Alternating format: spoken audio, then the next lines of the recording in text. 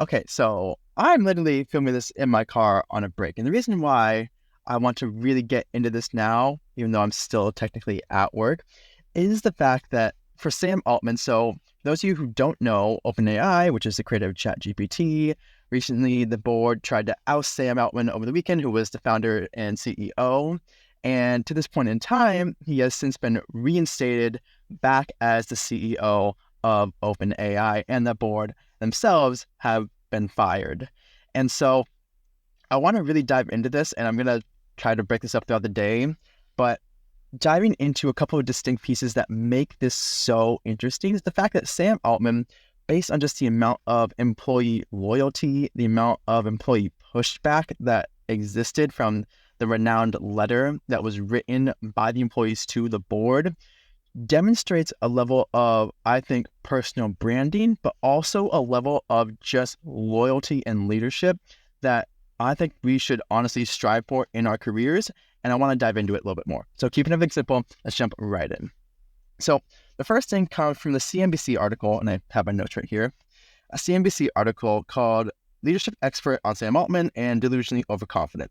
So it sounds really weird, but Sam Altman's philosophy on leadership, according to him, is that self-belief is immensely powerful. And the most successful people I know believe in themselves almost to the point of delusion. Now, the article does start off by saying, hey, that's maybe not the best way to go about this. Like, you don't want to have leaders who are so overconfident and delusional that they can't see when they're going wrong, when something needs to change. But his philosophy is that there's hardly been successful people that don't believe in themselves to the point that's like, hey, I know I can do this. I am confident I can do this, but how I get there is going to be, up in the air. That's going to be totally up to me and my journey, my skills. And the article, again, starts off by saying it's not good to have leaders that are delusional. And I agree with that. And the thing is, Sam Altman agrees with that too. Going in through it, and further into the article, Sam Altman's blog post, he identifies, so it's art of being successful, whatever it is, but he identifies the number one thing any overconfident leader needs to do to prevent catastrophic mistakes or widespread alienation: get better at accepting criticism. Because he's not advocating for the fact that, oh yeah, you should be delusional. No, he instead is advocating for the fact that if you are in leadership, if you are hoping to be a leader, you should be striving to do your best, bring your best work, and set benchmarks and goals and convictions that you can stand behind and that your team, your employees, those who follow you can get behind as well. And to that further point, it says to really do this well, you need to be able to accept criticism. Going into it further, it's that seeking out valid criticism can be hard and often painful, but it's necessary because it is what separates self-belief from self-delusion, is what he writes in that blog post as well. And I couldn't agree more. And this is something that, with how the employees responded to the news and the very sudden attempt to oust Sam from OpenAI, which ultimately resulted in that board being outed instead, there is something to be said for the fact that it feels like he really walks the walk. I recently listened to this actually this morning as well, the My First Million podcast and their episode about OpenAI's implosion, and going to the fact that because Sean and Sam are much better keeping up with X, formerly known as Twitter, than I am, they're going through and just recounting and seeing all the stories of like employees and other like previous like people that worked with Sam Altman saying like, he went to bat for us, he went to fight for us. That is a person that is essentially their ride or die, which is astounding, especially for anyone, again, who wants to be in leadership. So the self-confidence, the self-belief is so important, but so is being able to accept criticism and to truly work with people in a way that you don't only try to see what you can get out of them. Instead, you are trying to see how you can best serve them, how you can best benefit them, and in turn, get them to buy into the vision, the goal, the mission, whatever it is. And then the next thing that comes through here is, so Wired.com's story is that 95% of OpenAI employees threatened to follow Sam Altman out the door. And so at the time of that writing, it was reported that 738 employees of the 750 signed the letter that they would leave OpenAI if Sam and Greg were not able to return and the board was not essentially removed. And that's because the board did not provide any further evidence. They did not provide any further indication or explanation as to like what they meant when they had said that Sam Altman was not candidly consistent in his communication with them. And that again goes to show the level of leadership from one Sam Altman being able to say, this is what I believe in, this is what I will do, and I'm going to make it happen, and I'm going to take criticism along the way to make the best results possible, versus what, according to, and I agree with from the My First Million podcast, Sean and Sam saying, is that it felt more like a power play than anything that wasn't necessarily going to result in the best positive outcome. And of course, there's the extra ethics and further topic to dive into about artificial intelligence in general, or the ultimate goal of OpenAI, AGI, so artificial general intelligence. But that is a topic way outside of my wheelhouse, so I'm focusing on the leadership aspect here. So I keep diving into this. The other thing here is then that Forbes then goes through and talks about, or actually there's another article from CNBC, so that's about Sam Altman coming back to OpenAI now, and that there's a new board in place. So they restructured and are moving towards that kind of more business and technology standpoint, as opposed to, they still have the interesting kind of setup where the nonprofit board sits above the for-profit enterprise and everything.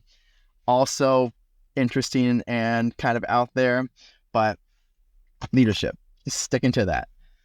Forbes then goes through and has their article called Mitigating Key Person Risk, Lessons from Sam Altman's Story. And Forbes goes on to say, so having an iconic leader in your company carries not only potential risk, but also great benefits. Iconic and visionary leaders can inspire and shape company culture. And there's significant problems, though, with key persons. And so the thing we list out here is that whenever there is issues with key persons of influence or leadership, then significant disruptions without succession planning can occur. So if the event, and distinctly this, they outed Sam Altman before any communication was even made to Microsoft, according to My First Million, then they had only given Microsoft like a 1 minute heads up before they did their press release about Sam Altman leaving OpenAI because of them. But without succession planning, then a lot of companies are going to struggle to actually get people to stay with them or to have a good transition where they're still able to meet their core competencies. So you have to be careful about that. So that way, key people are still being able to leave on good terms and do good work.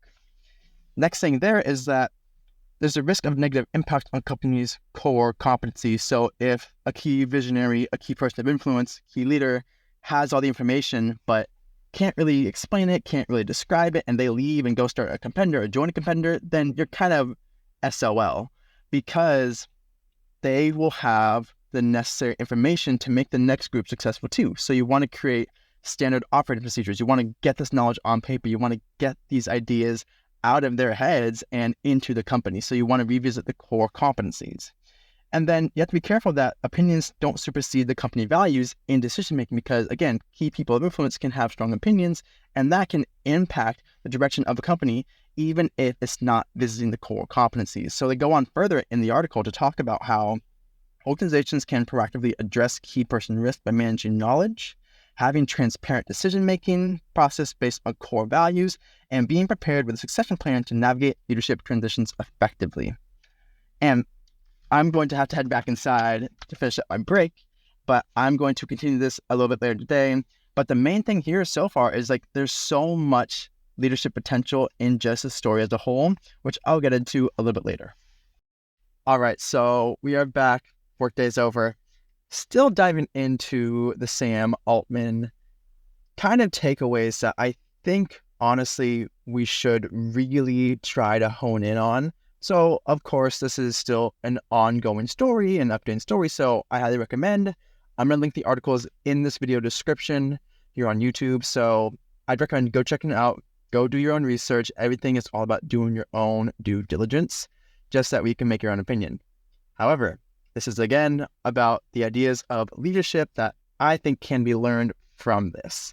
So going back to the trusty notes, of the ideas of having this iconic kind of visionary leader in such an influential position, you have to understand that there's going to be a lot of employee buy-in, and it may vary from one spot to the next. Like the styling may work well in one instance, but may not work so well in another instance. And that is just when you have to take in mind and keep in mind what is working best for you, for the team, and for the overall mission that you want to accomplish together. So going through like the idea of trying to have a positive impact continually over every person that you interact with. So in my first million, as we were talking about just the whole blow up of X over the weekend, it's just a lot of people coming out to say, yeah, no, his interaction I had with Sam Altman at this point in time, he really helped me out. He was so kind. He was so charitable. He was so generous. He was so helpful. The list goes on and on and on. And that is where I think we have the greatest potential to grow as leaders by really working from this service mindset that we are there to serve our teams, that we are there to really make a positive impact, an outsized positive impact on everyone that we interact with. That is going to create not only a strong personal brand, but it's going to create a lot of buy-in to that personal mission that you may have, whatever yours personally is. That's one thing that I think we can definitely take away from this experience or just from this news cycle, being able to say that if we have leaders that can inspire us, that can motivate us, that can truly make us buy into that vision to such a degree that we're willing to follow them no matter where they go, that in of itself is, I think, a masterclass in leadership for any size team, any size company. So I highly recommend that if you are struggling with leadership, try to take the two pieces of information or the two pieces of advice that Sam Altman brings up in his previous posts and content. This idea of self-confidence, not to the point of actual true delusion, but self-confidence to take a bet on yourself, take a chance on yourself, and to encourage others to buy into that bet by doing so much good that it makes sense to want to have people follow you and to go along that journey with you. And then the other part to that puzzle is the flip side of the coin. You have to be able to accept criticism. Being able to go through and say, all right, I'm the best, I'm the greatest, I'm never wrong, is not what he is encouraging. It's not something that I personally encourage either. But being able to take active consideration for criticism, asking for true objective criticism can be hard and it can be uncomfortable at times. There's no doubt about it. But if you're able to do so with clarity and with the intent to take action and grow from it, there's no limit to what you can personally do as a leader and within your organization, because you can truly drive a lot of change and a lot of movement. And so this is where that I go into this idea of managing the risk of having one big key person of influence, because you obviously don't want to really put all your eggs in one basket, in the sense of Forbes, their article is correct. If you have someone that's so influential and they happen to leave and take all their know-how with them, that is going to pose a problem if they haven't shared it, if they haven't put a succession plan in place, written out the standard operating procedures, then the list goes on. So sharing the knowledge, making the knowledge accessible, as you know, the word becomes democratizing the knowledge that exists. Leaders have to be able to do that in a way that, again, inspires, motivates, and is mindful of the team and the direction of the company. Because if you lose sight of the why behind your value set, behind your mission statement, you're going to lose that loyalty that your team bought into you with. Sure, some of them will say, all right, I just want to go with them because I like who they are, I believe in who they are. But there's the other subset that's going to say, I want to go with them because I believe they can make this mission come true, and I buy into the mission. I don't just buy into the person. In this instance, I think we have a bit of both that's going on here, where they're buying both into the person and into the mission. But I still think that's why it's such a good masterclass in leadership, because if you are able to marry them together so seamlessly that you are able to become a key person of influence, then you are able to, again, create such an effective scale of change and progress and motivation within everyone you interact with. So the main takeaways here is that if you want to become a key person of influence, make sure that you are motivating your teams, by actively working with them, having clear lines of communication so that way they can criticize you, you can get objective feedback, everyone improves together because a rising tide lifts all ships. You want to be able to standardize and democratize your knowledge so that way the know-how is shared. It's not going to be only given to a select few, it's instead spread so that way everyone benefits and everyone grows together.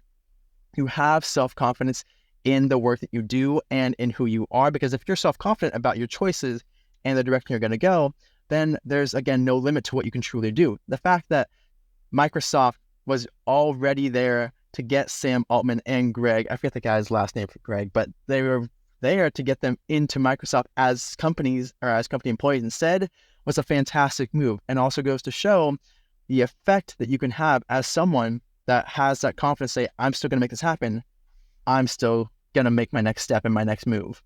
And then you want to always make sure that you are navigating scenarios like this with clear intent. You don't want to leave everyone in the dark. And this goes back to communication, but it's so important just to lay out your intent front and center. So that way it's not going to be a he said, she said type of situation. It's instead going to be, here is the whole picture. Here is all the information you need to know and how we got to this point right now. Hence things that the board didn't do. So those are my main takeaways about the leadership of Sam Altman during this whole crisis, quote unquote. But again, the article is going to be in the description below. Check them out, give them a read, and then go do your own research about this too, because this is a very interesting turning point, I think, for OpenAI's leadership, because there's a lot still that's left to be done. And there's a lot still that probably hasn't come to light. That's why there's, as I said, this is a progressing and developing story still. Even if Sam Altman is now back as a CEO, that means there was something that had occurred at some point in time to make this happen and take place. Whether we know the full details of that or not, it's something that we have to pay attention to and do our own research on. So keep everything simple. Have an amazing day, you amazing people. I'll see you all in the next video.